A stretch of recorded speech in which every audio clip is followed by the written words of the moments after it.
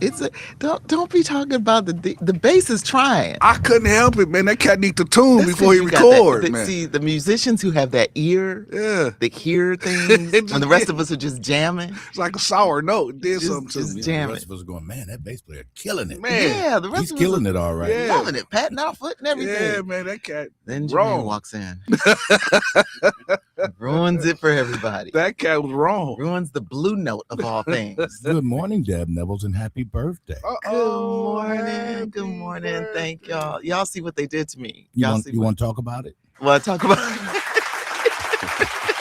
You need your counseling? I need a little counseling because this see those on YouTube you'll see this Doug Kelly. He's gonna get it later. Caution, senior crossing. Seniors Slow crossing. down. Yeah, he wrong for that. He wrong for that, He but that's wrong. okay. That's okay because he got a birthday coming. Mm-hmm. He got a birthday coming at some point. So When is your birthday, Devo? Mine? Yes, Mhm. sir. Oh, I'm in May 6th of Okay, 1966. writing that down. May when I 6th was May born. 6th, got that road. of 1966. Oh, you just a baby. Yeah, I'll be 60 this coming May. Oh, yay, yay. Wow. What about you, Mr. Jermaine? August 10th, 76. Oh wow. Oh wow. Yeah. Aw. You just turning I'm 50. just a baby. Look. Well, I guess I'm the senior in this group. You Yes. got it. We gonna Yes, sir. June 17th, 1952. Oh, Yes, sir. I am 52. Proudly. Yeah. I 73 know years that's old. right, man. Hold on, man. You get hand claps for that. get brother. hand claps. Get hand claps. Yes. Y'all, well, family, as you see, we're in here celebrating birthdays. Thank you for the beautiful cake. Thank you for the caution tape and sign so nobody hurts themselves. We were actually somewhat reserved for you because usually there's streamers everywhere and Oh, confetti, man. and we weren't doing the confetti no more. It's just too hard to clean up. Too hard to So, clean up. yeah. Look, and y'all Marching probably would have, bands, all type of stuff. yeah, probably would have had me stay to help clean up. That's the part. Yeah, That's the that, part that part for sure. You still got some residue of somebody. confetti. Yeah. Confetti. Yeah. Still. Well, I do appreciate y'all. Thank you so much. It is my birthday, and I can say I'm blessed to see another year. Yes. So you just turned 21, right? I just turned 21. I I'm know legal. that's right. She is Hey, legal. I'm legal.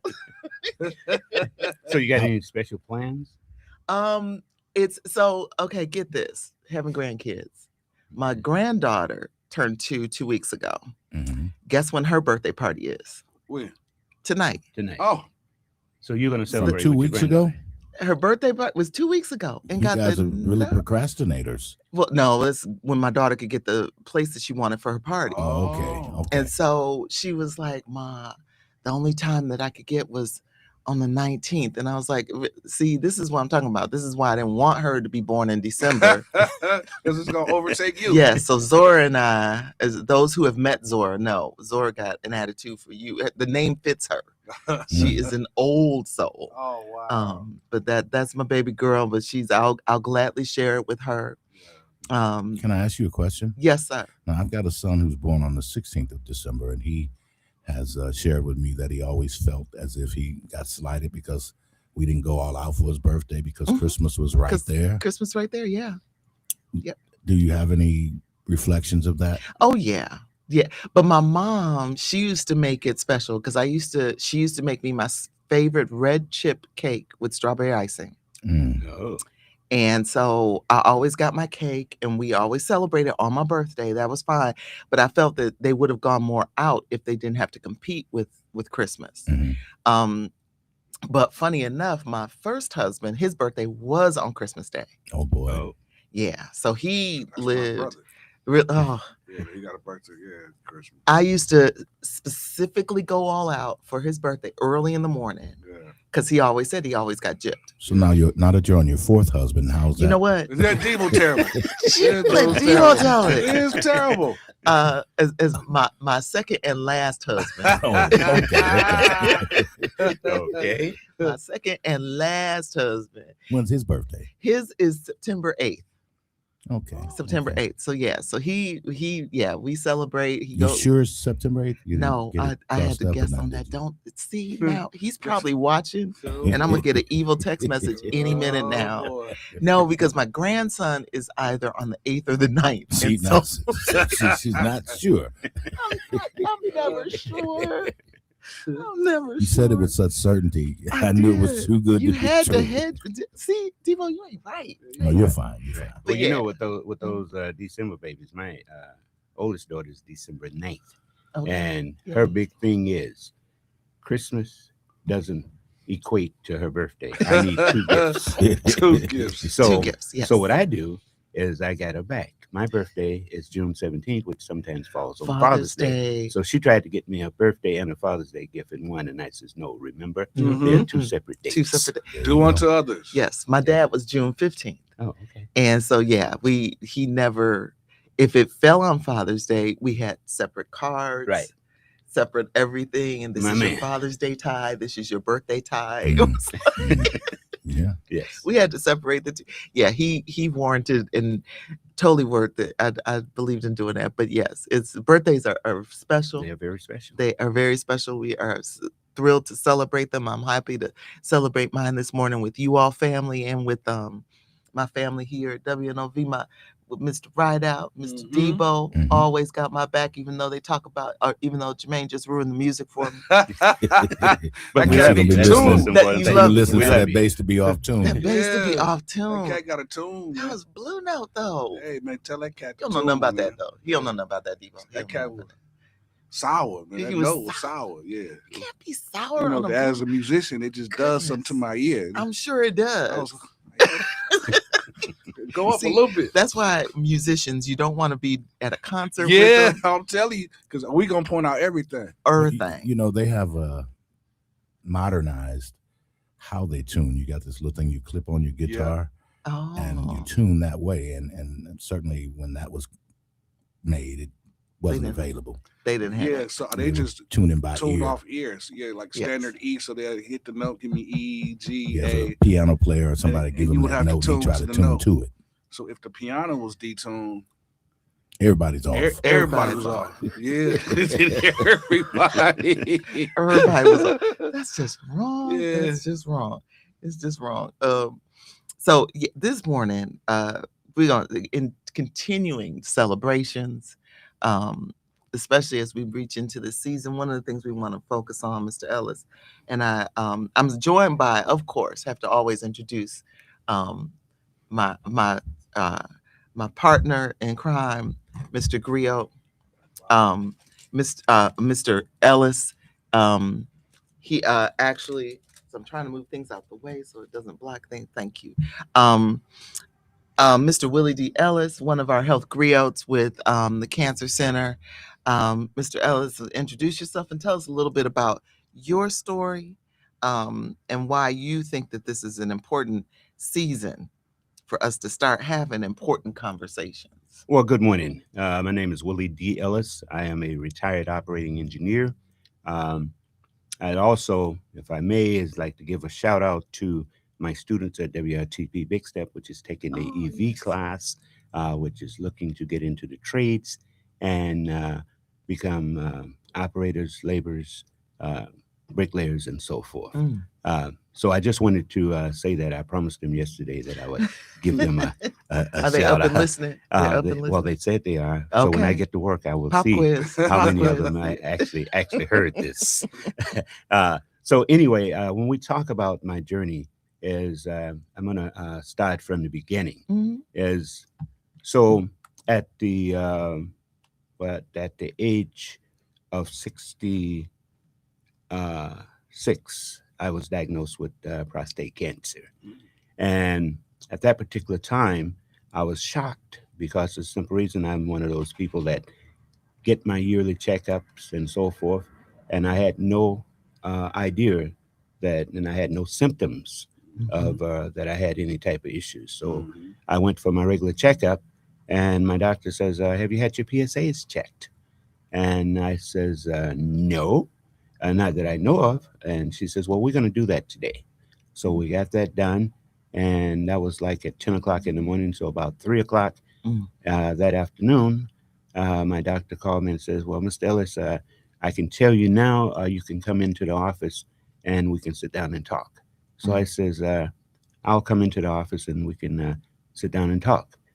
She says, "Because your PSA is a little high, and we just want to talk." So my wife and I went and we talked to the doctor, and she says, "Your PSA is at a 9, which is pretty high, and we are going to suggest that you have a biopsy." So when we had the biopsy, she said it was very aggressive. And so then we had to basically make a choice. And when I say we had to make a choice, my wife and family and I sit down and talked about it. And that's one of the most important things that you need is you need that support group. And that support group is my family and my friends. So then what ended up happening is I went and talked to the oncologist, and we sit down and we made a decision as to, well, we could either have the surgery, I could basically have radiation. So I'm one of those people who chose to do radiation. If I had to do it all over again, I think I would still do the same thing. I'm doing well. My PSAs are very low. They aren't moving. So I guess you could say I'm cancer free at this particular time. And so then from there is the medical college got in contact with me in regards to men moving forward. And the first time that they called me men moving forward, and I said, "Men moving forward, what does that mean?" "Oh," she says, "we just a group that support people with prostate cancer, and we would like to get you to participate in this particular class." And I said, "Well, thank you, but I'm not really interested at this particular time." So I'm thankful that they was very consistent. So about 2 weeks later, I got another call. And so at this time, I decided to sit down and listen. And they said, "Well, we would like to schedule you for one of our upcoming classes." And I says, "What kind of class it is?" She says, "Well, it's exercising and learning more about how to eat better as far as nutrition and so forth, things that we're going to help you with and do through your journey and through the study of with your prostate cancer." And I says, "Okay, what time do we meet?" She says, "Well, we meet at Marshall High School at 6 p.m. from 6 to 7, and we would like to have you to come in." So that is what I ended up doing. And then to back up, I never missed one session of my radiation. And I'm one of these people that isn't very emotional. So when you ring the bell, is I guess after the 8 weeks of treatment, is as I got emotional and you know, and it was unexpected, but I guess it was a happy moment, and by having that happy moment is it was a release, basically saying at that particular time that you've finished your treatment and you are cancer free right now. And so that was emotional. So as soon as I got outside, I called my wife, I called my daughter, and those were the things that I did. But I did want to back up on one thing and say, sometimes I think when you're diagnosed with any type of cancer, illness, and so forth, I think an individual he needs to basically come to grips with himself. And the reason I say that, after calling my wife and telling my wife basically, that I'd finished my treatment, and when I talked to my wife when I was first diagnosed, is I gets home and the first thing that I do is I get a call from her sister saying, "Well, we're sorry to hear about your illness and so forth, and we're gonna pray for you." And I have to admit, I was very upset because I needed time myself to come to grips and understand what I wanted to do and so forth. So I say to you, if that happens, just take a deep breath and move forward, because family is very important. And with family, sometimes what ends up happening is they want to share those things with their family and so forth. And not realizing that the individual basically should have time to accept things him or herself, Mhm. you know. But other than that, I can tell you that with men moving forward, and I have to tell you this is I Coach Leonard Wilson said when I first came in, he says we when we get finished with this class after 16 weeks, you're going to be able to do 50 push-ups. I looked at him like, yeah, right. Because when I first started, I could only do 5 push-ups. Mm. And so then he gave us the choice that you can do them on the wall or you can do them on the floor.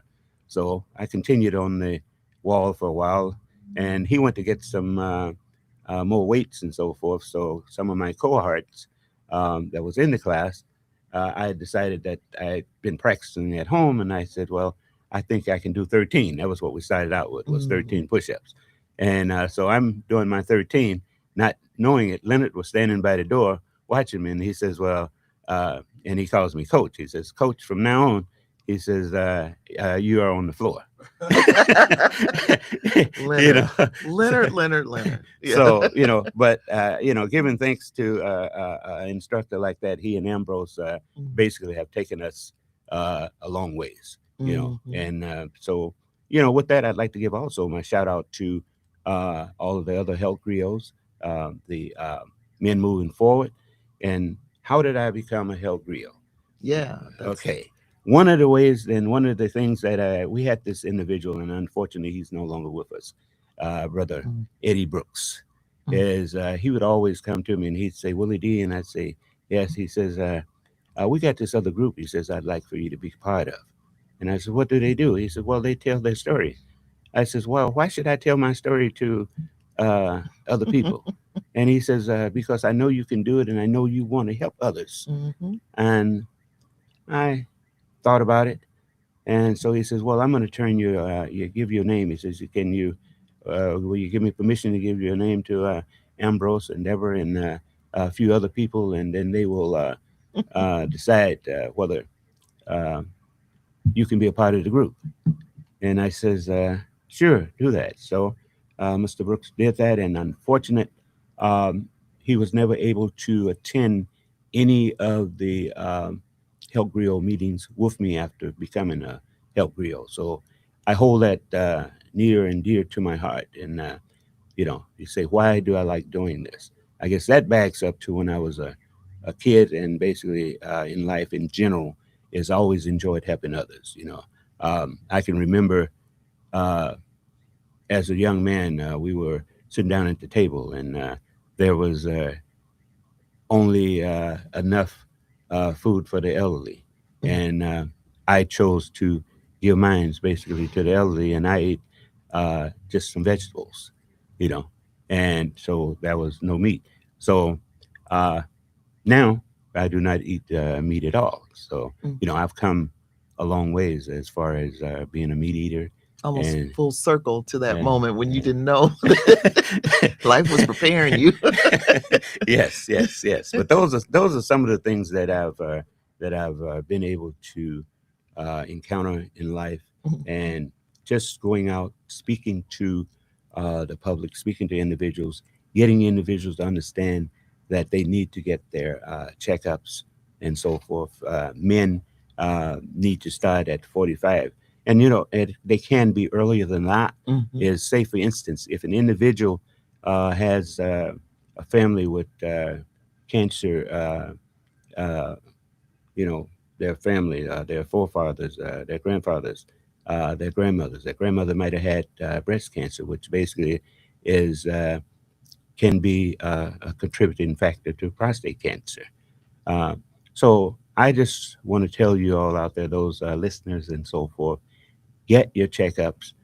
If you don't have health care, there is basically places that you can go and you can get free checkups. Some of the things that we do and some of the outings that we have is we have where you can get your PSAs checked. So stay tuned for the medical college and the health griots, to whereas we are going to be doing different things with the community. Thank you. Thank you, Mr. Ellis. Very good. I think that a lot of different messages that you thread through that. And part of the theme for today, we're going to be talking a little bit about sister circles and brother talks, a mentoring health in the community. So taking a little bit different stance than what we normally did, but looking at mentoring from the standpoint of mentoring each other for positive health promotion. And when we come back on the other side, I want to ask you, family, you can join in on the conversation. 414-444-5250 and 414-444-5253. And we're going to have some of other guests join us, but we'll see you on the other side. Thank you.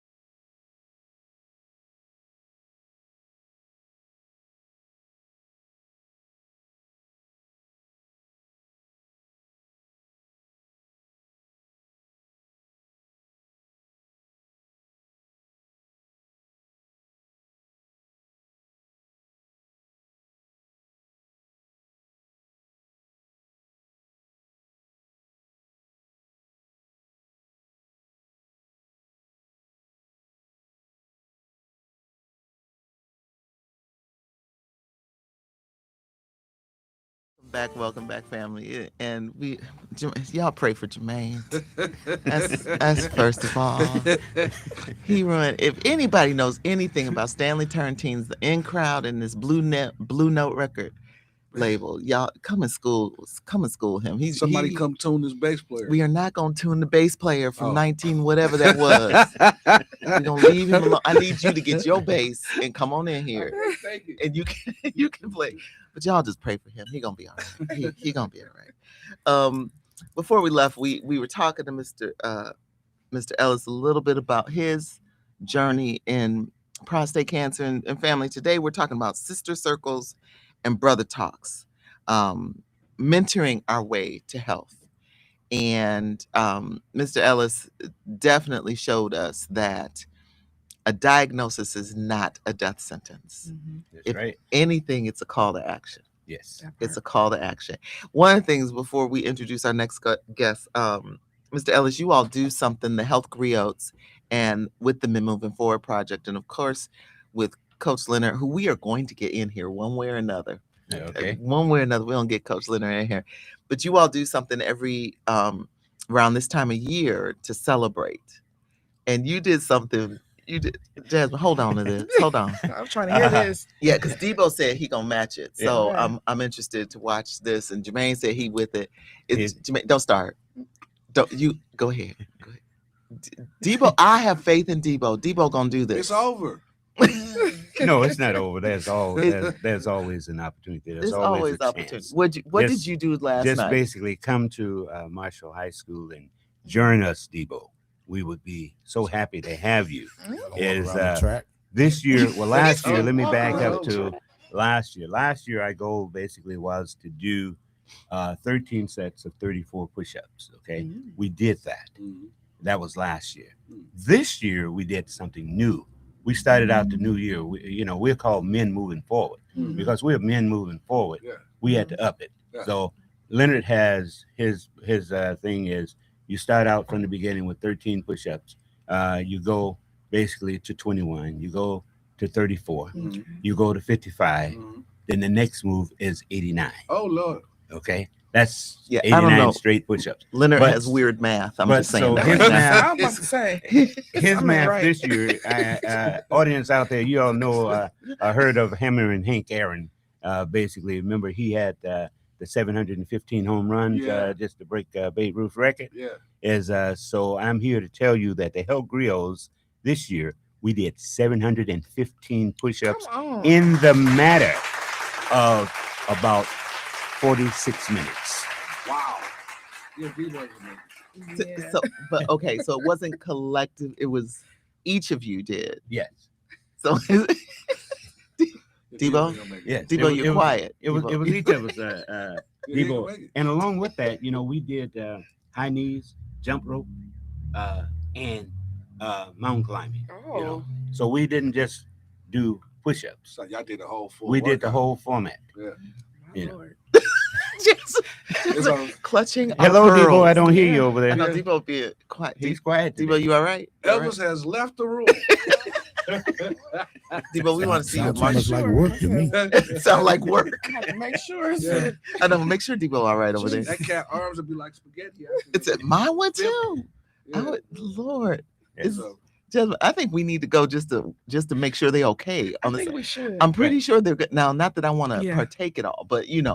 I might do a couple wall. We could. We can do you the can wall. start out We on the could wall. walk. That's one We can thing you walk. can do. You can start out on the wall. Okay. Okay. Okay. And then you can go to your kitchen counter. Okay. don't tell Inside. Debo that he gonna lean up against the wall. Look, He just And go then stand you there. can go to the floor and Debo start is doing, going to start do doing his your push-ups. push-ups. You know? Debo's Right, gonna I do like these that idea. push-ups. Nah, It's, it's That's a good idea. it's Jermaine, you're like a fake. Get a couple Wait, cans. Jermaine, what about you and your push-ups? See, See what had happened was I got a bad shoulder. Uh-oh.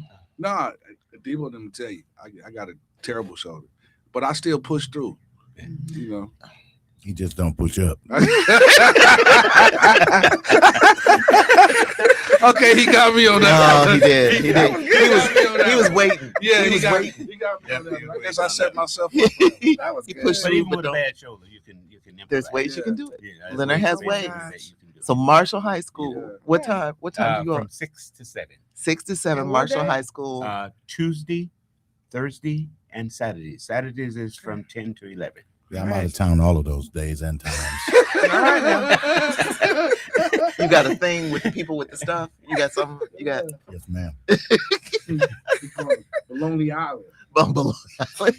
look.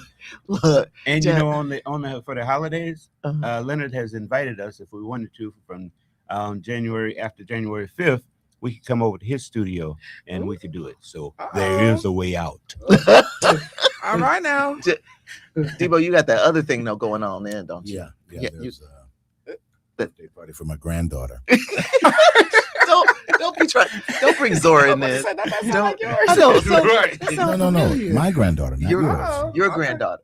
Sometime in January. Yes. It's sometime. Sometimes. Sometimes I'm trying to help him. I'm trying to It's help him. over.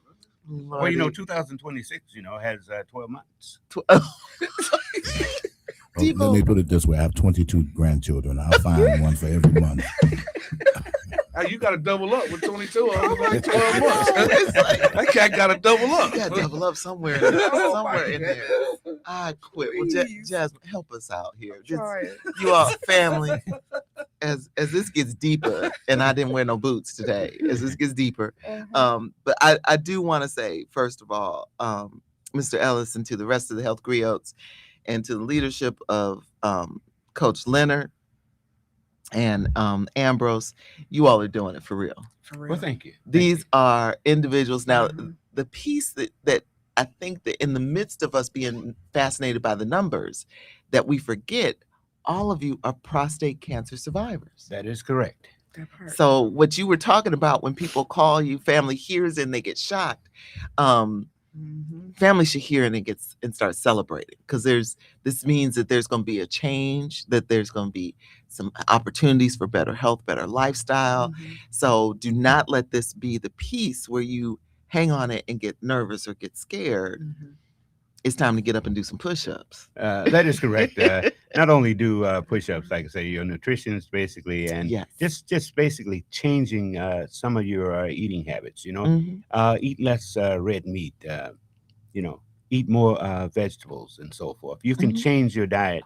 Changing your diet basically also changes your health, and by doing that, is I honestly feel that it has helped me through my family basically encouraging me to do different things. Mhm. And yes, sometimes they say that I shouldn't be trying to do all those things, but as Leonard's big thing always is, leave your ego at the door. Mhm. Yes. Sometimes you just get a little carried away. That's Yeah. okay. That's Yeah. okay. Challenging the kids you to have to push-ups and stuff ch- during Christmas. That's Mhm. not right. That's just, Well, that's the comes other in thing throwing the is- gauntlet down. A race.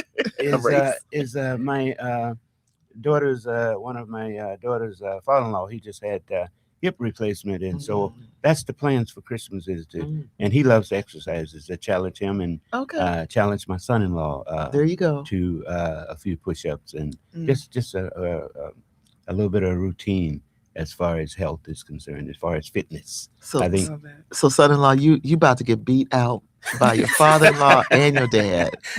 Everybody. If you by everybody, yeah, I think your wife might walk away just not to be embarrassed, but yeah, you about to get embarrassed. No, Jasmine and Felicia, those are two of my more competitive kids. Okay. As fact is, my oldest daughter go to Health as Well. Oh, okay. With me to exercise and so Mhm, forth. mhm. And Leonard is always telling her, you start out at 13, but if I'm doing 55, she does it on the wall, but she has to do her 55. Her 55. So that's Yes. she's very, very competitive. Make it a family You know. affair. Mhm. Make it a family affair. So- Well, this fits perfectly in what we're trying to talk about with sister circles and brother talks, with mentoring health in the community. What you all have done is adopted ways to mentor it within the family. Mhm. And no one knows mentoring better than my sister friend, Ms. Jasmine here, Nurse Jasmine, who I saw. If you all get on YouTube, look, she is all of 12 years old. Oh, which? You know, when you get older and everybody, you look around, and you're like, why is she doing? She only 12. When did she? Is she done with high school? What's she doing? Yeah, I'm Look, out of there. Look, yeah. Getting up there. She out of there. She is a nurse with Freighter Theta Care and working. Many of you probably seen her at G's Wellness Center, Mhm. which Freighter has a wellness center right there in the barbershop. It's beautiful, beautiful.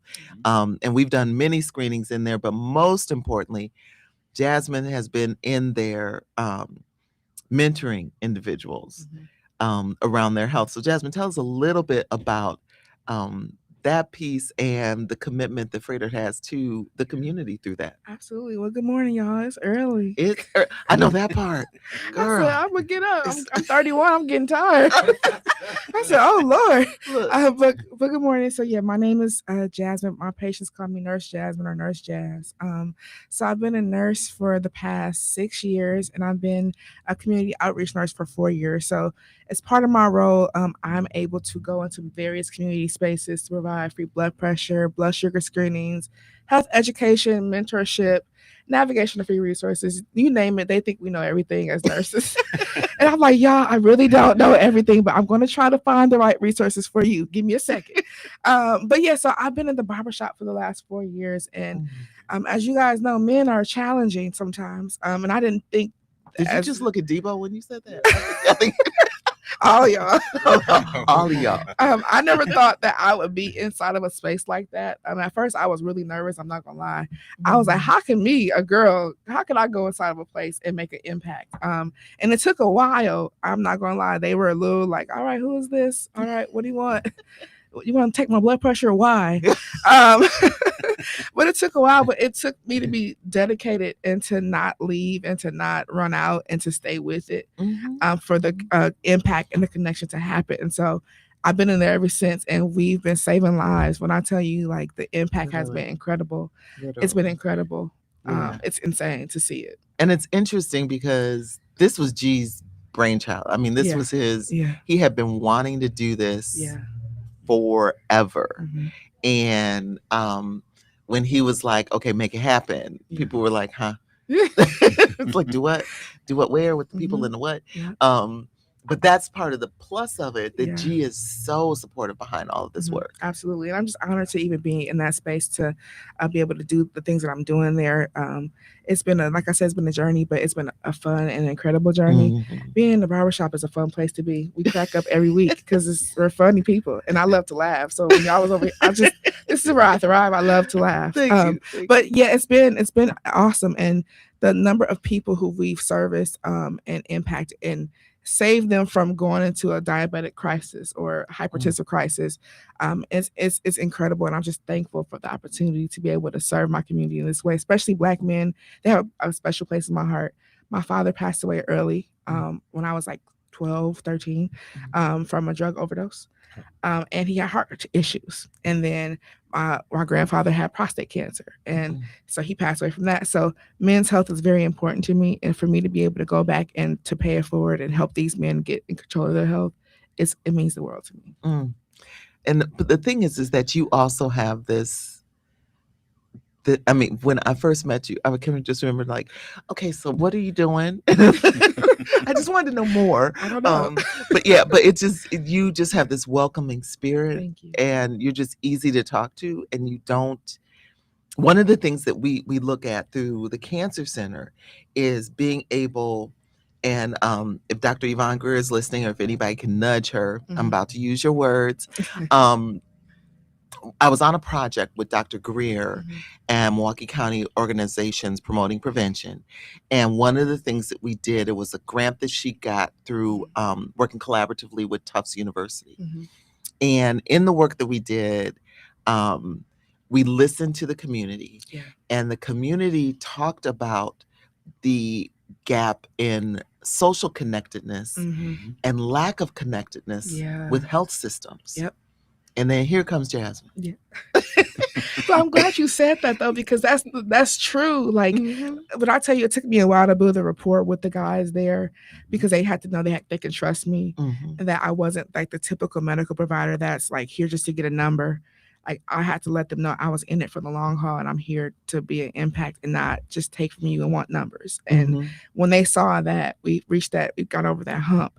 And then now it's just like, okay, they really care about the services that I provide and then want to be better for themselves and their family. So it took a minute, but you're right. They wanted to see me being human first. Right. Yeah. And that matters. Right. That's so important. Right. And see, we basically as men is like you said, first of all, we have to build that trust. Then once we build that trust, then we're going to promote you. We're going to tell our friends. Yeah. And so by them telling their friends, and then that when the other people come in, that makes them feel more comfortable, and it's easy for you with that beautiful smile to make sure that they can trust you. And then the other thing is, when you look them in the eye and they can tell you that you're very sincere. And that means a lot to us. Thank you. And once you can get a barber to say, go see Jasmine, because your barber is one you trust. Yes. And for you to be in that setting where the barber can turn and go, Jasmine's going to be here. Yeah. Right. Tomorrow, she'll be here tomorrow. So come back through. My barber said that I need to do X, Y, and Z. And again, I can't thank G enough for the insight to be able to know the value of those relationships and how to utilize something as simple as a haircut to have those difficult conversations around your healthcare. We're gonna talk to you about this nurse practitioner that I see on you. That I think I feel it. Don't you feel it? Yes, I do. I feel it. I feel that nurse practitioner coming on. I'm just saying a little bit more school and I'm actually in school for my master's right now. Yeah. Okay. Not for nurse practitioner, but so I can be a professor. Oh, Everybody keeps saying nurse practitioner. I don't know. I don't know if I want to prescribe. I don't know. You I don't do feel it in my prescribe. bones. Yeah, but you have it in your heart. You have it in True. your heart. True. You have it true, in your heart. true. Yes. I might have to go back after this, y'all. Okay. All right. Yes. One thing you'll learn about me, I'm Yeah. into the education, no matter what form it is. Yeah. But you go as far as you can go. You're right. You go until you can't go no more. Mhm. You go You're until right. you can't go no more. You're right. But yeah, so that's one of those things when we talk about the mentorship. Yeah. Now you also have, in addition to mentoring the people that come through the barbershop, and this is both men and women, Yep. majority men, but both men and women. Mhm. But you also work with some youth. Yes, I do. Yes. So I founded my own nonprofit mentorship program, As I Am Mentoring Incorporated. Shout out to my people over there, especially to my teens. But we launched back in 2022, and I love working with youth. I feel like even when I was a teen mentor, and I was a peer mentor to teenagers. And I'm like, I used to get so upset and cry, especially at my childhood church, because they used to call on me to lead. And I used to go home like, Mom, why do they keep making me speak? I don't like speaking. I'm not a leader.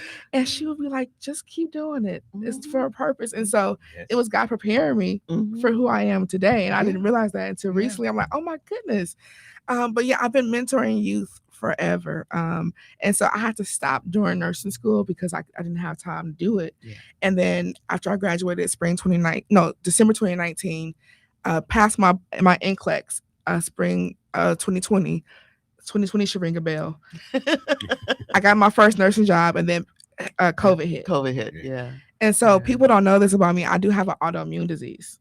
So I'm immunocompromised as a result. Okay. So when COVID hit, they were like, yeah, my doctor called me and was like, yeah, you're on my list of people who can die from COVID. So I know you just graduated and you want to start working and being a nurse, but I wouldn't do that if I were you. Sit down. Yeah.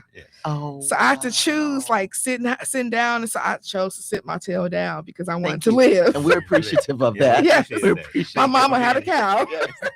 So long story short, I was in quarantine with everybody else. And everybody's texting me, aren't you so proud you're a nurse? Thank you. And I'm at home depressed, like I can't even work. I'm not nursing. I'm not nursing anybody. So doing some praying and fasting during that time because we all thought we were going to die in COVID. And then the Lord reminded me of my passion to work with youth.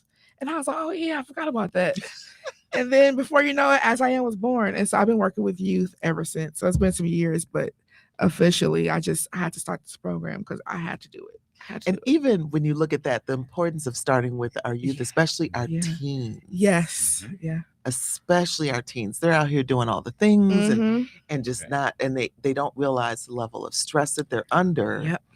and the impact stress can have on your body. Mhm. And even though they're young and they think that they're invincible and Yeah.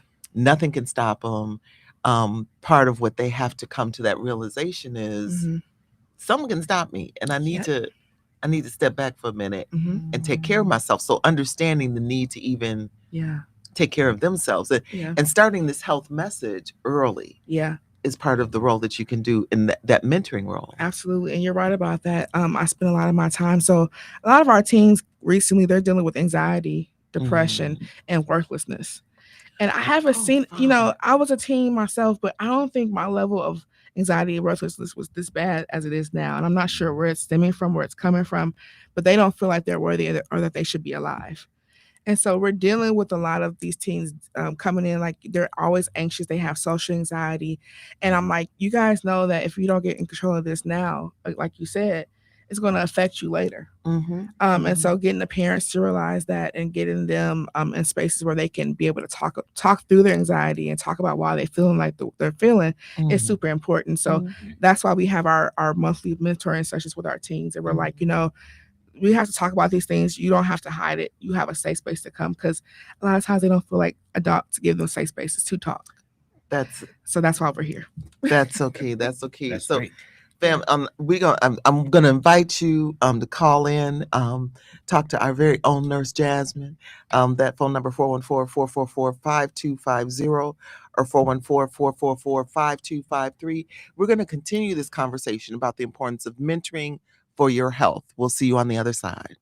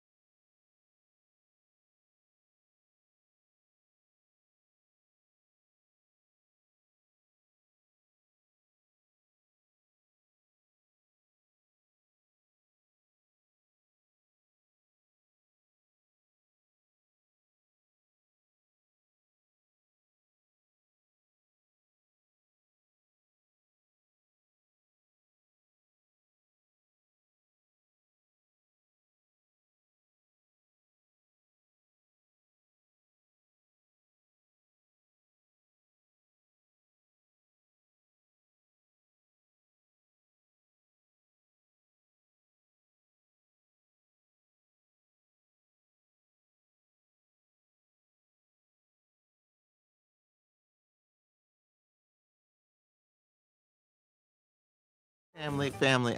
I'm okay. So apparently we need to go in the closet, and fast over Jermaine. And this, Y'all need some help in here. the bass player is. You a nurse? You should fix that. Help me. Help me. Ain't nothing I can do. Tune my ears or something. Detune them or something. Detune them. Jermaine's coming out of the closet or something about the Oh closet? Lord. Oh, Lord. See, here he go. Nobody. See, I was trying. You were trying. Wait, And is I'ma that where you keep keep your doing a good musical job. collection I'ma- at? Your See, musical I ain't even going to judge collection? this brother here. You're not. No, well, I'm saying it because so we let's could, talk about push-ups, Doc. And so- let's talk about we push-ups. could change the music. I'll start that again. They're back on the push-ups. Yeah, again. got past that. We got that. No, You ain't getting no. away from that, Jack. Because Debo went right back in Sure and, did. and talked about a closet. And we weren't even there. This too. I was talking about the prayer closet, Debo. The prayer Prayer closet. closet. Yeah, Yes. the prayer closet. I need our family, our Milwaukee family, to go into the prayer closet, and the YouTube family. I think we need it from everybody. Everybody. Just to go into their prayer closet for Jermaine's ears. Yeah, please. And him turn. Please, Lord. My father is upset with you in his grave Hey. about you talking about this blue note. Do it, Lord. Do it. About his Stanley Turntine. He is Hey. not happy. Somebody should have told that cat he was wrong. Y'all are so wrong. So wrong. Well, as family, we are talking about sister talks. Sister circles and brother talks.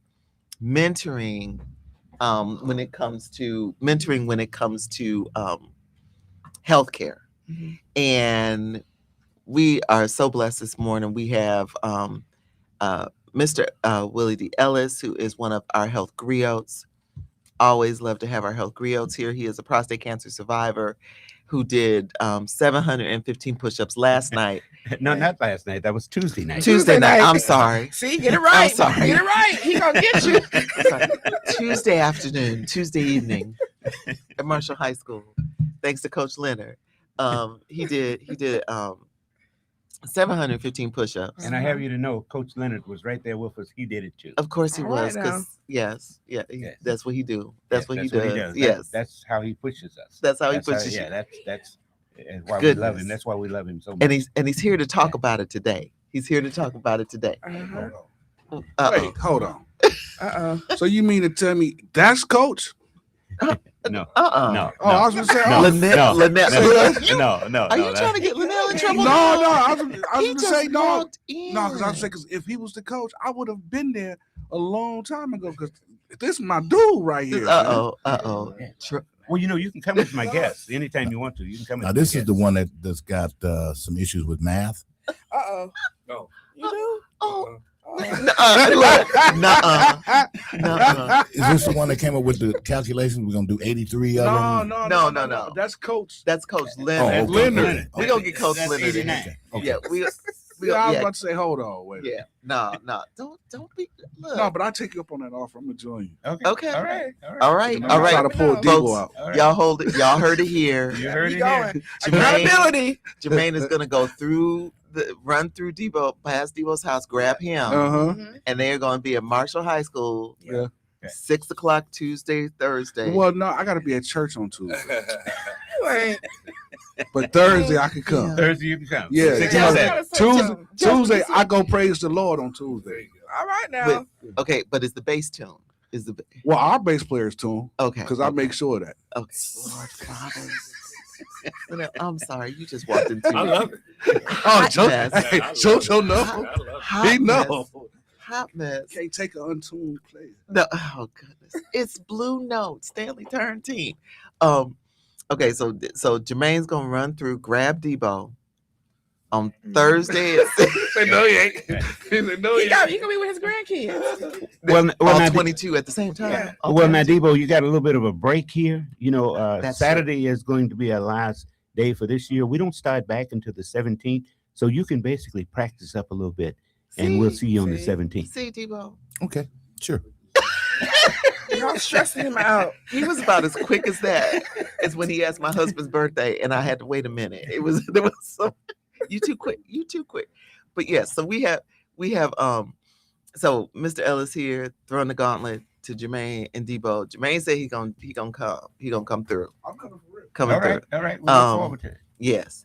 And then we have Nurse Jasmine, who has been with G's Wellness Center, the Freighter Wellness Center inside of G's Barbershop for the past 4 years.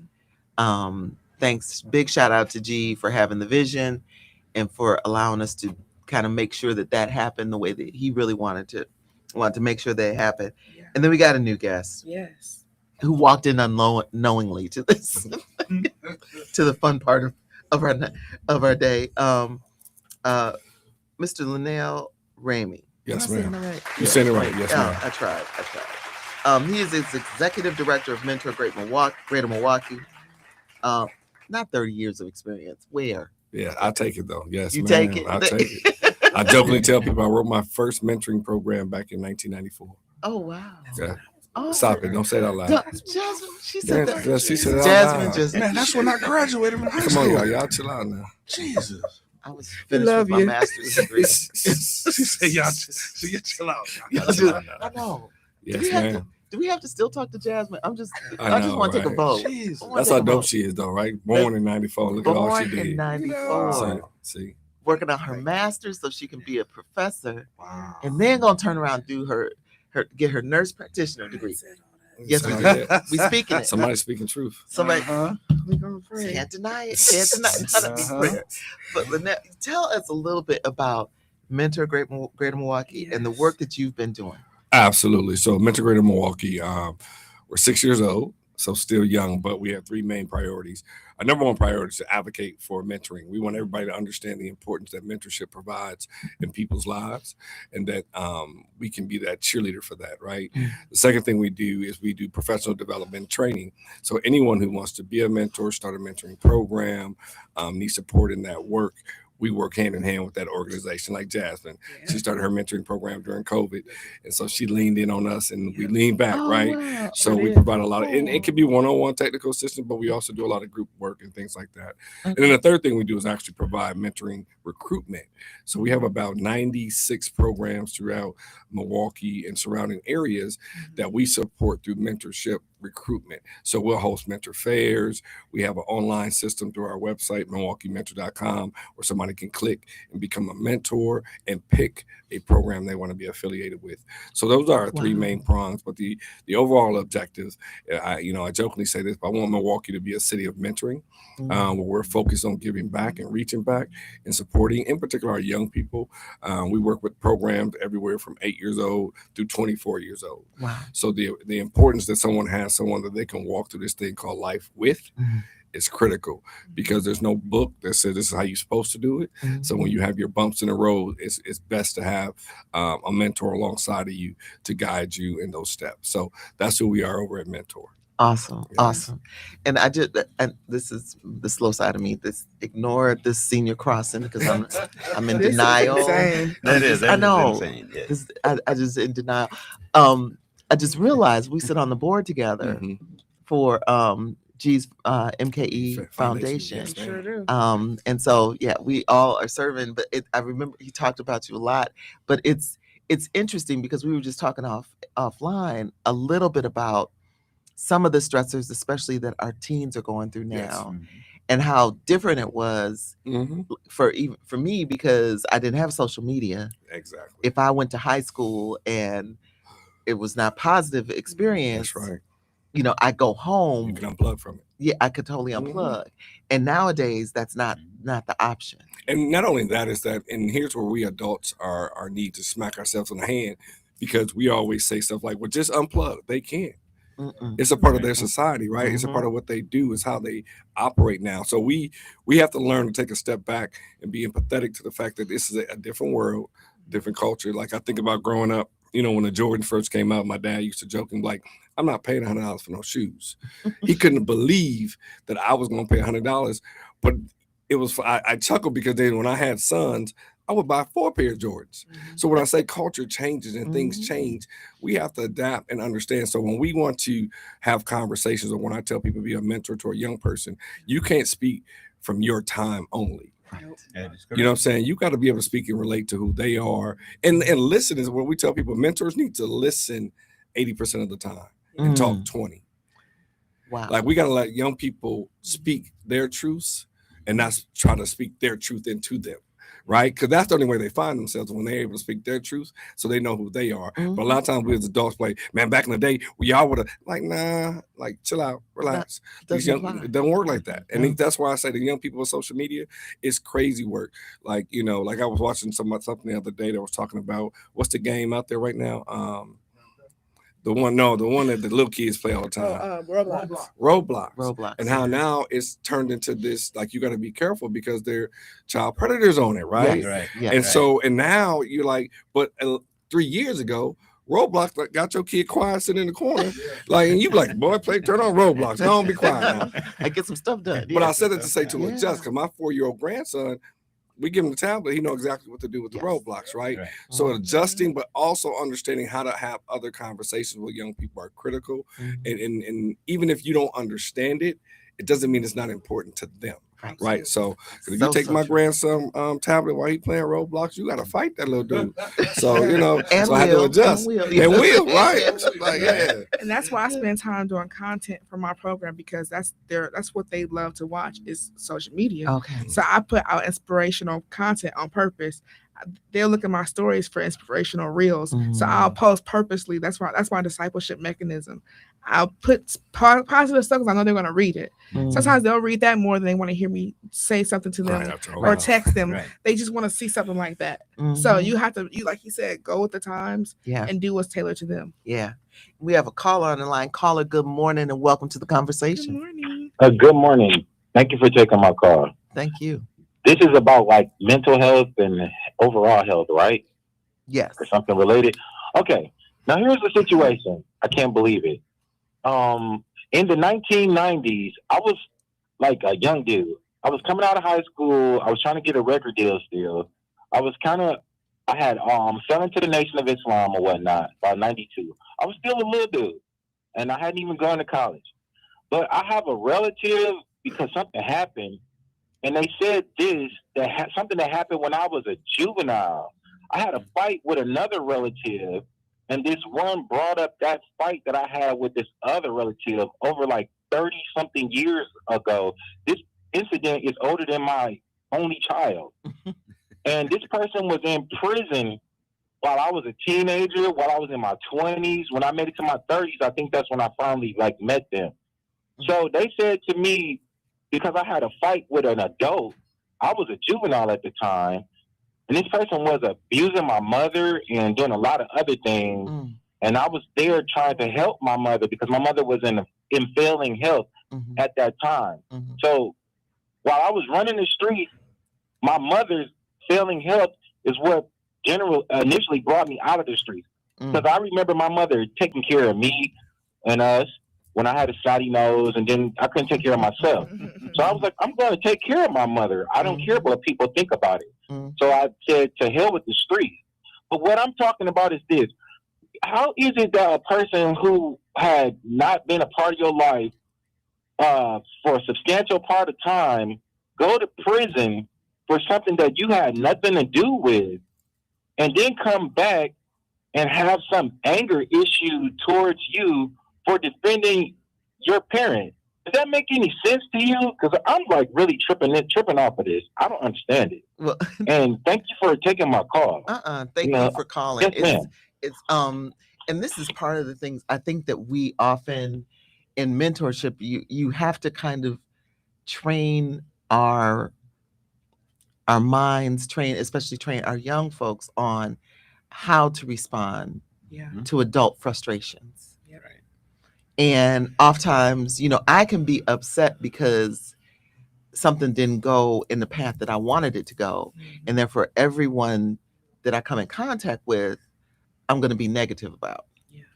And I always say you have to decide when to protect your peace and when you have to move away from and basically avoid those things that you see coming as being negative. And so protecting your peace is one of those things I tell my kids all the time. I'm like, protect your peace first. You have to protect your peace. And if that means that you're removing yourself from a situation, that's protecting you. And that's okay. You can decide. That's not where I'm deciding to go today. You know, what's hard though is that people's peace, unfortunately, they don't know how to define that anymore. Because chaos has become some people's peace. Oh, yeah. Some people know how, you know, if they, you know, you ever hear somebody talk about it, and I have said this, so I'm guilty, but like, I can't live in the country because it's too quiet. I need to hear sirens and some stuff, right? And you be thinking about that like, oh, wow, I didn't program myself to think quietness isn't okay. peace, Yeah. right? Like, so, but to your point, like, and I'm glad you said this, like, we have to train our minds. When I tell mentors, it's like, there's a science to mentoring. There's not this just you sit down in front of somebody and that's it, right? Even though that's a start, like there's a science to it, which means you have to understand how to listen, not only with your ears, but with your mind and your heart. Mm-hmm. I tell people, like, when a young person is saying something, sometimes the things that come out their mouth isn't always real. They're just regurgitating something they were told or something they saw. Yes. So you have to learn how to pause and say, okay, from my heart, is this young man talking about him or something he saw or something he said he has to be? Then I have to use my mind and say, okay, look at his actions. Is he like looking away? Like, so to your point, like we have to teach that and show that. And I think to that young man on the call, I want to say, like, he said, does it make sense somebody who's in prison all their life, blame them? Like, you lose your mind trying to figure out what somebody else is thinking, right? So you, to your point, with the peace, you got to be like, yeah, fam, I don't even know what you're talking about right now. Like, you got to let it go yourself and be like, I can't think about that. That was 30 plus years ago, right? Like talking about Leonard's math. To me, I'm not going to worry about Leonard's math. Leonard's math is Leonard's math. I'm not going to try to figure that out because it works. It works. Yes, and that's all that matters. There you go. And I was never a math head to begin with. Same. So that's going to be okay. That's going to be okay. We have another call on the line. Caller, good morning. Welcome to the conversation. Good morning. Happy holidays, everybody. Happy holidays. Thank you. My name is Akpan Blake. I grew up in the city over 23rd and Keith, and I was 26 in Lisbon. I'm 54 years old. I've been through a lot. I've seen a lot. I'm a shooting victim. I got PTSD. I don't complain about anything. When you have your own peace, you have to keep it. I had a 7-year relationship. I'm sorry if I'm breaking up. I'm in Pewaukee. You're okay. Okay. A lady, daughter, and grandkids got killed last Christmas in Georgia. She was my fiance. This lady told me and her son, I can't function and get my life together and mourn my granddaughter and my grandkids with your MF self in my life. I'm like, I'm helping you. We in love. I'm supposed to be your support. But you want to get rid of me so you can mourn your kids and your grandkids, no problem. So to be confused in the mind and not accept help, people really need people to look out for each other. Because everybody lose somebody in life. But to lose a person that's supposed to be your significant other, to be alone, to mourn, is not healthy. So I was moved by the Lord to be by myself so she can be okay. But I would never fight a woman or argue about a woman about her children's love. And no man or anybody should either. But this mind thing about physical health and the mind process about being a person, life is what it is. We're all on a breath, just take it one day at a time. So y'all be blessed. Have a good holiday. You too. You too. That's Wow. That was deep. Yeah. the thing. And so sorry for your loss. And it's very difficult. We know these seasons are joyous for some, difficult for others. And so we just have to remember to keep people in prayer and to give people that space. But it is, Linnell, I want to ask, I mean, you are mentorship guru. And is. Yes. For real. Understanding, and this comes back, it's full circle. And it's so funny because I'm thinking as you're talking, I'm like, that's health education. But as you mentor and work with individuals to prepare them to be mentors, we talked about being able to keep that peace, but being able to understand that you can't help everyone. Jesus. Listen, I tell people, like, so in that 30 years, part of that time, I spent about 14 years at the Boys and Girls Club. And so if anybody knows about the Boys and Girls Club here in Milwaukee in particular, it's the largest in the country. So for me, I used to, you know, at one point, I think I was managing 9 different clubs and, you know, there was about 6,000 members. And so when I would come in interaction with young people, I tell people all the time, I treat every kid I come in interaction with like my children, right? So what the idea is, I want to help save no matter what. But I had to realize right away that everybody I couldn't save, right? And so that's why I think mentoring is so important, because you can treat it like a relay race. If I'm mentoring Jasmine and I got 3 months in and I realize, okay, I've done what I can do, I need to figure out, hey, Jermaine, can you take, Jasmine and keep mentoring her? And Jermaine learns to say, hey, I got her for a year, and then say, you know what? She's grown. I got to do this. Because, we have a thing in our training, we talk about expanding networks. We want, my network needs to be Jasmine if she's my mentee, right? And so to that point, understanding the importance of, I can't save them all. I might plant a seed. Somebody else got to come water it. Yeah. Right. You know what I mean? Like, I got to hope that happens. That's why I say, when I say a city of mentoring, I'm understanding that in my mind, that means every time an adult comes into contact with a young person, they should have a mentoring mindset, which is, what can I do to pour into that young person now? Not knowing who has, who didn't start, who has started, where they are in their journey. It does not matter. And we have to understand, like, I couldn't save every young person that walked through that door at the Boys and Girls Club, but I guess what? I tried. I was an example. Well, I tried to be, because I'm a human, so I made a lot of errors along the way. But nonetheless, like, that's how my philosophy is when it comes to mentorship. Understand, attempt. If it's not for you, where's the baton to pass to somebody else, or at least point that child in the right direction? So it is what it is. Right. It's funny that you mentioned that. I when I was out of college, I finished my bachelor's. I think I was working on my master's. I decided I wanted to give kids what I had growing up, and so at the Hillside Boys and Girls Club, I did. I was like, we need to have a Girl Scout troop. Jesus. So I was like, that, not all models. And I was fresh out of school. So, I had good book learning. As my grandmother would say. But it was a model that I had, and I had the wrong mentors at the time who were just like, yes, here's the Girl Scout handbook. Go for it. And here's how they get their badges. And then when cookie season comes, this is what they're going to do. And And I got in there and I was going to do the brownies. And I walked into the room. And I had some girls who were brownies age, but some girls who were a little bit older. And I was like, we can do this. We can make this work. And then I came back the next week. And not only did I have brownies, some girls that were older, but now I have boys. And I was like, okay, I brought enough snacks. So let's go ahead and do this. And then I was like, wait, I was supposed to be collecting dues. All right, let me write a check so they can get their stuff. And then I realized I don't need this book. I just need to show up. That's it. Right. Consistent. And show up with the snacks. And then show up and have something creative for them to do, and then to listen. And the troop meeting that was only supposed to be an hour and a half long. I was like, y'all, I gotta go to work in the morning. What's going on?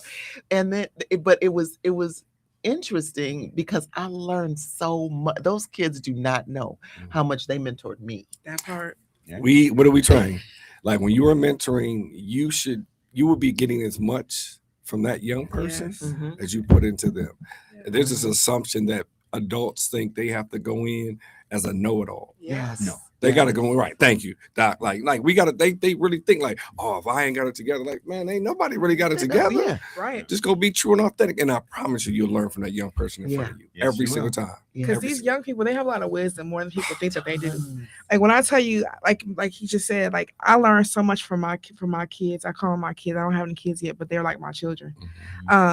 And I'll be going through a life circumstance, and they'll say, Miss Jasmine, you don't look okay. And they have discernment, they have wisdom. Yes, they do. And they'll be like, well, I heard you talking, and if you do it this way, blah, blah, blah. And I'm like, you know what? You girl, mentors me, but knowledge. And it happens many times more, and people don't realize, like, these youth, they just need these spaces to come to so they can groom their own personal wisdom and discernment. And that's what we're doing as mentors, helping instill that in them and let them know that they do have those things inside of them. Because just because you're young doesn't mean you don't have anything. No. And they know once they know that they know these things, it's easy for them to become more empowered.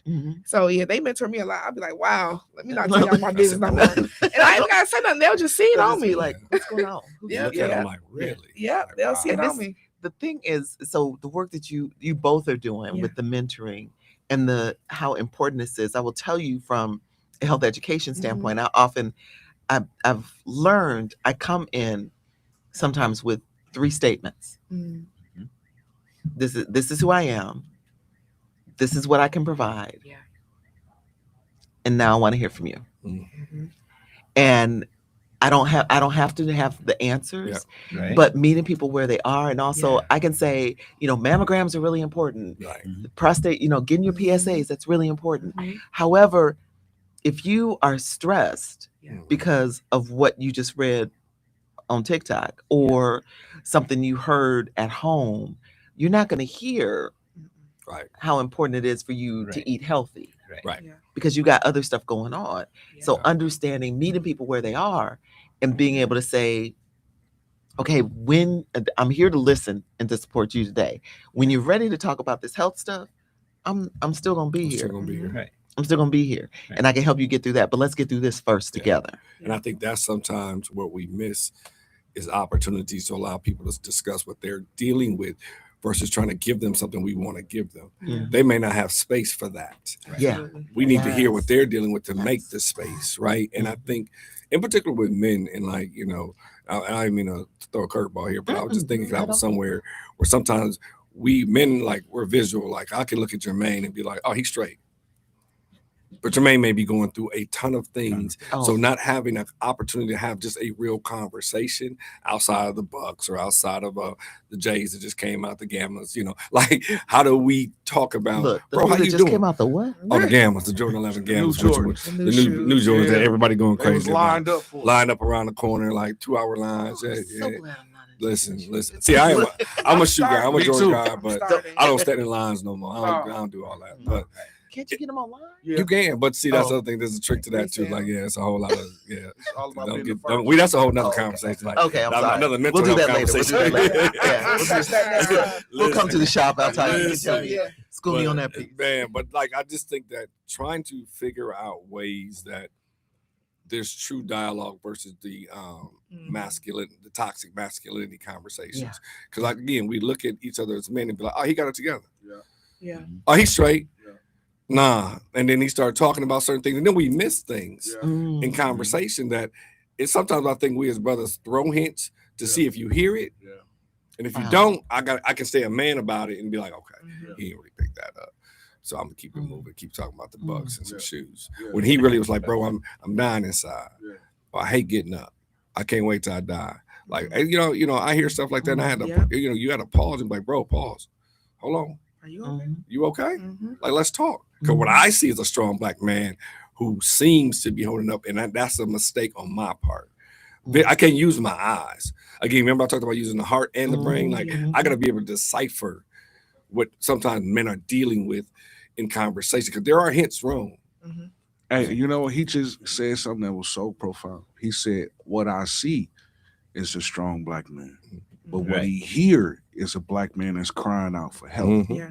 So those are two different things. Mm-hmm. And that is true, because on the outside, you can see a person operating and functioning and think, oh, okay, You it's got to normal. go on. Yeah, we good. Mm-hmm.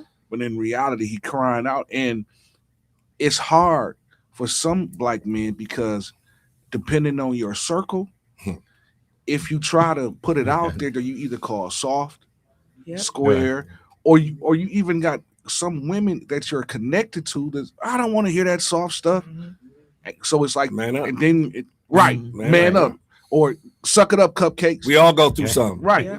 So it's Like- like, so you get all of this stuff. So it's like, now you put it back into a bottle, a glass bottle. You got all this stuff that's piling up in pressure, and this bottle is expanding to the point, after a while, it's going to explode. And Yeah, then- you're absolutely right. And I like to chime in on that because of the simple reason, as a mentor and in the trades and so forth, this is one of the things that we talk about and that we tell individuals. The good old boys basically says, look, you just got to suck it up. Right. All right. They didn't mean any harm. is it's Right. loud out here. I mean, they're going to yell at you, Yeah. you know, but you got to be able to put that in perspective. Yeah. We also basically then, as a minority, we go into different communities and so forth, and they feel that you have to act a certain way, but no, you don't have to act a certain way. You just basically be yourself and be able to communicate Yeah. basically with others, listen and understand basically what's going on around you. Yeah. You know, those are things that we talk about and that I talk about to my class, to young women and young men, basically that's getting into the trades, just starting a new career and so forth. Is the most important thing. You got to be on time, okay, ready to work and do your job, because I'm talking about apprenticeships to where you're starting out at $25 to $35 an hour with no experience your first day of work. So think about what you have to do and how you have to do it and when you need to be there, and learn to listen. I'm so glad this came up because this is what I'm seeing as a community nurse.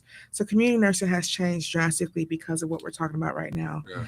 So people are going through so much and they're not caring about getting their screenings done no more because they're like, it's food insecurity. Yeah. They don't have jobs, they don't have money. Right. Yeah. And so when I'm especially at the barbershop or at my food pantries, I see a lot of men and women too, but especially men, they don't feel safe to talk about anything. Yeah. And then when I try to provide that space, they're like, well, I don't know yet. Okay. But then when they finally see that they can open up, then I hear all the, I'm worthless. I don't have any purpose. I want to die. I don't care if I die. If my blood pressure up, kill me. I don't care. Right. And so I have to, like, community nursing has not turned into a screening anymore for me. I'm actually being a therapist Right. and a listening ear.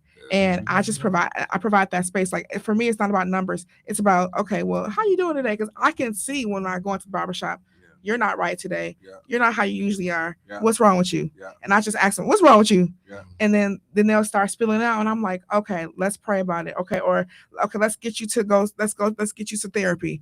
All right. I'm gonna have you talk to this person. And I'll have the other barbers like, hey, go check on him. Yeah. He's not right today. Yeah. But that's what's happening. And it's deep. And we need more people to come in to help with this, because when I tell you these men are going through mental turmoil, Yes. it's bad. That comparative theory, right? Like, you know, and I think, Jasmine, thank you for saying what you said about therapy, because that word used to be a taboo so much, and it still is. It's Don't get it still twisted. normalized. I got some people. I ain't gonna say their name. They know I love them, but they were like, I ain't finna pay somebody to tell my business, right? And I'm like, well, you better pay that person. Let somebody tell you something else, right? So They want my DNA from therapy. No, they don't want your DNA from therapy. God, Well, sick of it. Thank you. We're gonna continue this conversation. This is good. This is good. Family, feel free to call in 414-444-5250 or 414-444-5253. We're gonna take a quick break and we'll continue on the other side.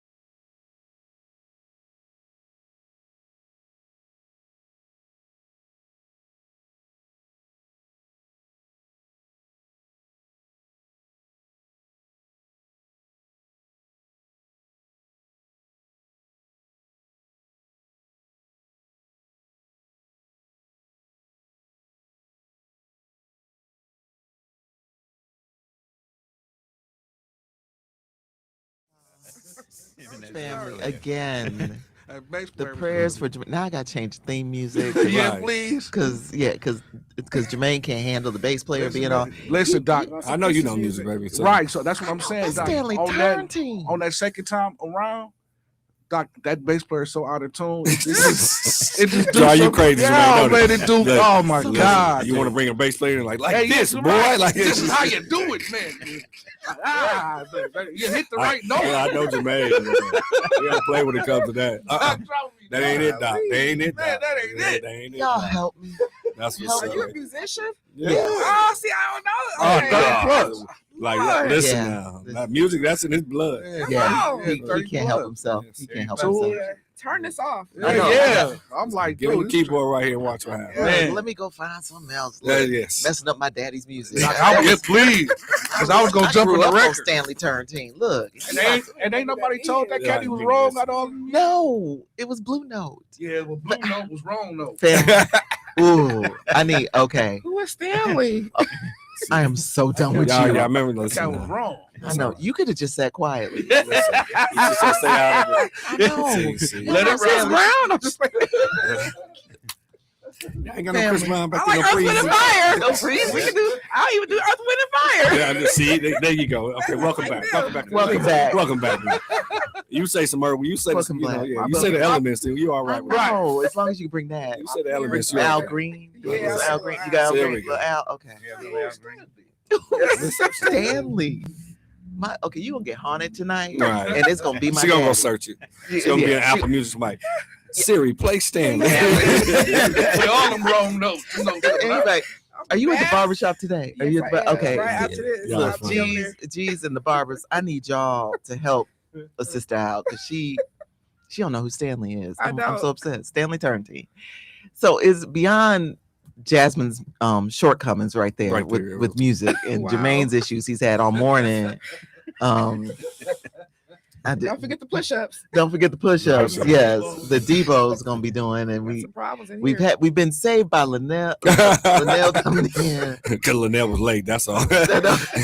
Look, I'd have been in a mess too. Mr. Ellis helping us doing 715 push-ups before he got here. Mm-mm. But no, it's really the correlation and the relationship between the way that you all are talking about mentoring and health education and the way that I approach health education with working in the community. It's incredible to just the relationship between the two. But I think that the years that you have done the mentorship and one of the things, brother talks. Why are brother talks and male mentoring spaces? Why is that? Why are those so important right now? Whew. Several reasons. But let me say this first. Yeah. Brother talks have to be led from a authentic place, right? Mhm. Like I think some people create circles with the intent of bringing something to the table versus letting brother talks be authentic enough to get what brothers need out of the like. So some people have a predetermined, oh, we're gonna just do this. Like, nah, you gotta let them be just fluid, right? Mhm. They're important, one, because I think there's a lot of mixed messaging for men still. Like, you know, even though I'm 53 and like I grew up in an era where, you know, if you're from Milwaukee, then you know the why don't you AOs. just sit there and lie? I'll take it I though. need a driver's license. Listen, thank you. I'll take it. Driver's But you know, license. listen.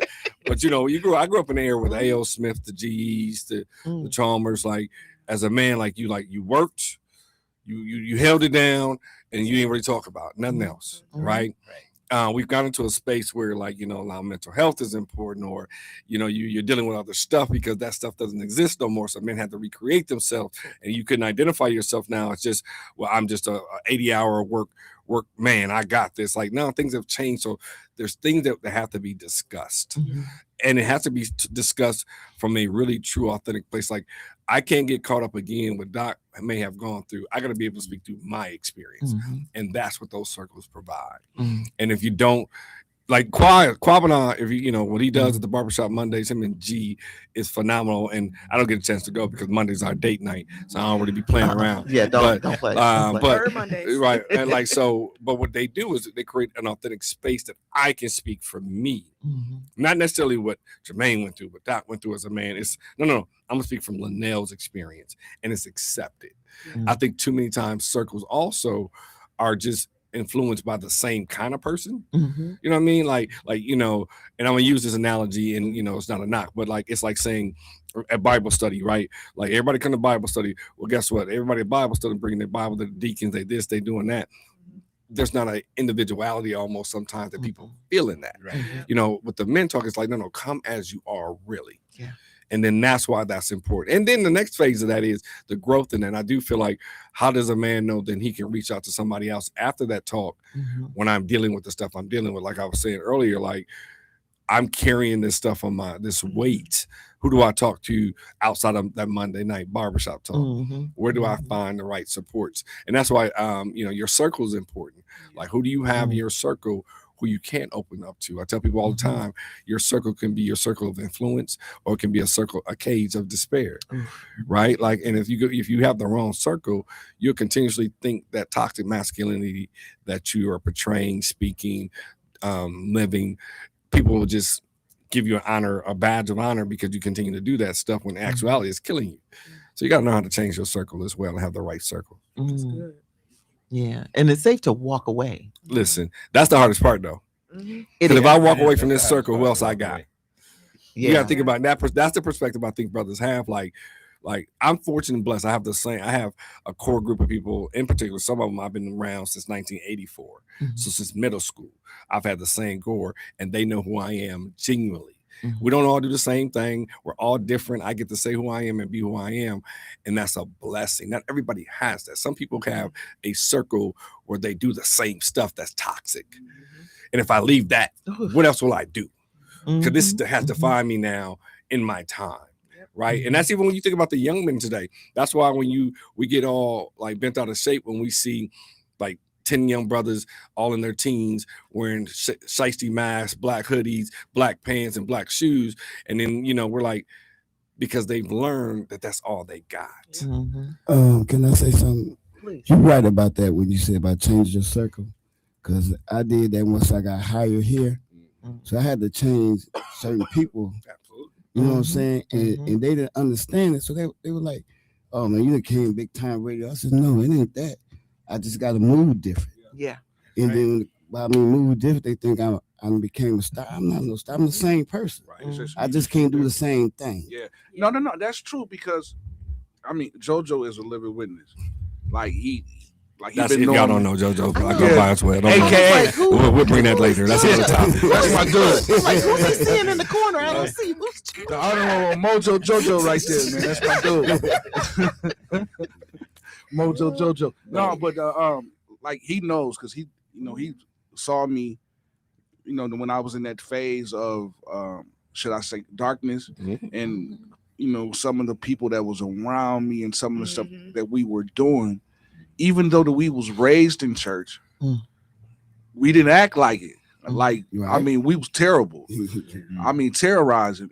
And it took one situation that all of our lives was on the line and we almost lost our life for us to wake up and say, hey, hold on, wait a minute. Now, we wasn't raised like this. We know better. So since we know better, let's stop acting the fool and let's do better. And so, I mean, that core of people that was around, we took ourselves out of that element. So we still hang together, but now we do different stuff. Different stuff. Like we in church more, and some of the guys are even pastoring now. So I mean, so you look at coming from being out in the streets, carrying guns, selling dope, but still going to church. And expecting something different. Still going to church. Like after we did the dummy, we still went to church. But I tell people, because people used to say all the time, like, bro, how you gonna still go to church and you doing this? And I tell them, this is what keeps me grounded, and I'm glad I did what I did. That was a cover. Keeps you covered. I'm Yeah. glad. That was a cover. I'm glad I That's did what covered. I did Mhm. because I've always had that sense of, now you know you don't supposed to be here. Mhm. Now you know you don't supposed to be doing that. Yeah. And that was always in my ear while we was doing it. Mhm. And thank God for his mercy and grace, man, that Thank we you. was Amen. covered. That we was covered. Mhm. And now that small voice that was speaking to us, that was pulling at us, Mhm. got us. Yeah. And Can't let think, go. and think about that, right? In the context of this, going back to like the men's circle, right, and the importance. Mhm. The fortunate thing where Jermaine is speaking to is at least they had something that's visually to see. Yep. In the church, it's good, bad, and different than it was. There was still Yep. this. I can still see something different, Yep. Mhm. but I still want to try this. There's a group of young men who are lost because they don't even see that. Yep. That's why narrative is so important. And Mhm. it's, and I can't say this enough. And I think I said this last time I was on the show. We do not, and it's back to social media, do not portray positive narrative around Black men enough to give them at least an option to see what else it could look like for me. Yeah. When you take away hope in the sense of, oh, that's why, like I said, they can walk around with the shiesties and the black hoodies and the black shoes and whatever, because guess what? That's all I see anyway. It's death. Who gonna tell me or show me different? Yeah. Y'all only talking about what we do, so I might as well get famous from being that. Bro, it's crazy because I used to have the mindset. Because you was seeing everybody that had their guy on their t-shirt. It was the Mhm. rest in peace t-shirt. So everybody was going to Mayfair Mall and they was getting their t-shirts made. No, but check this out. Yeah. I was around a circle of people that was saying, man, I want a t-shirt. But in order for you to get that t-shirt, you got to lose Ooh, so much. somebody. Yeah. So that was the mind frame that I was around. So then I found myself after when my best friend, he was like my brother, when he got killed in 98, and I still carry this from 98.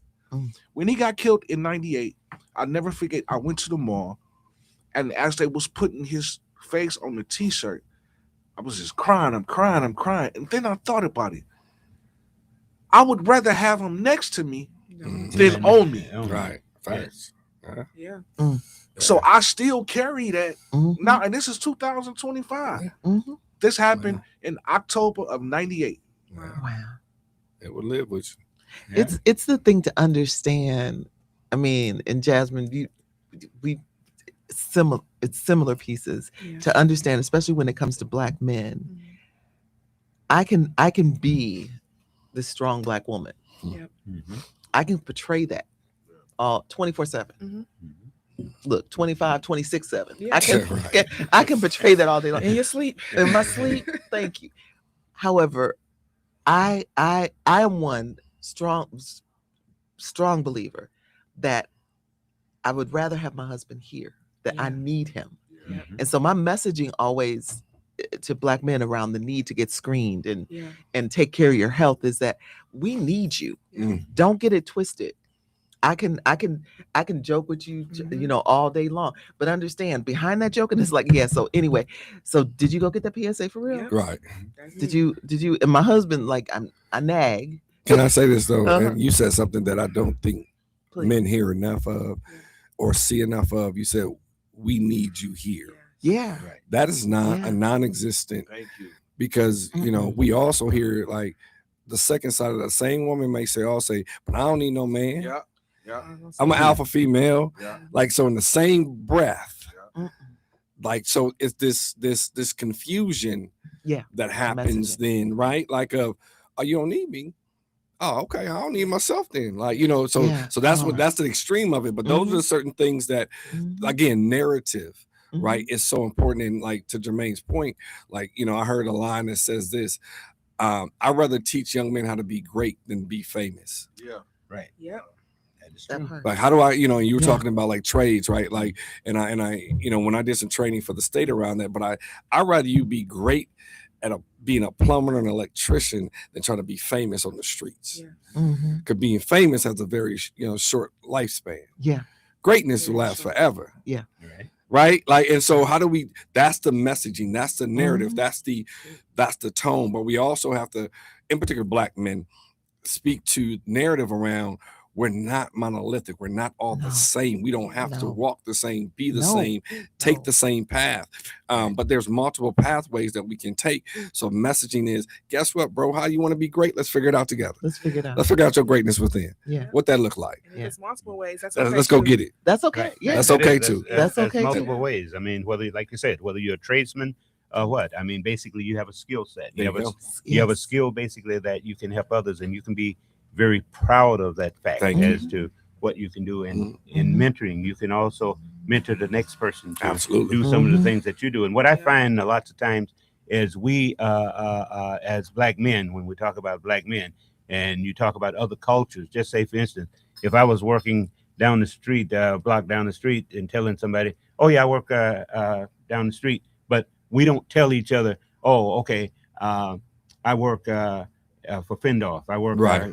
come down and fill out an application for a Right. job and so forth. We keep that within ourselves because I don't know whether we are unsure or what. Right. Mhm. Yeah, and we're gonna have to come back and visit this again because this was Absolutely. not I'll enough be on time. time. Yeah. This you I'll are be on okay. time. Amen. I did not Amen. put you out like that. I wasn't saying nothing. I tell myself in a heartbeat. But it's I think one of the things that's most important. Yes, we have a focus. We have these health systems, but most importantly, we have these conversations. And what's important to remember.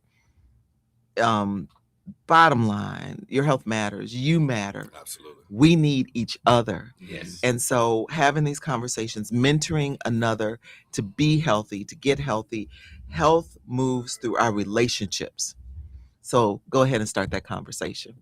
I love Milwaukee, I want to thank our guests for being here. They're gonna be back because we not done. This ain't over. This ain't over. Thanks for having me. But Thank you. thank Thank you you. so We much. will be Thank back you. again. Thank you. Jermaine and Mr. Debo and everybody, thank you here at the station for Indeed. helping me start my birthday celebration early. Hey. I appreciate y'all. Jermaine, give her some good theme music, man. Give her some good Oh, Rock that good. bass, please. Cheers, man. Go Enjoy the ahead. rest. Go Go get that ahead. bass I'll player. let you go ahead. Milwaukee, we'll talk to you on the other side.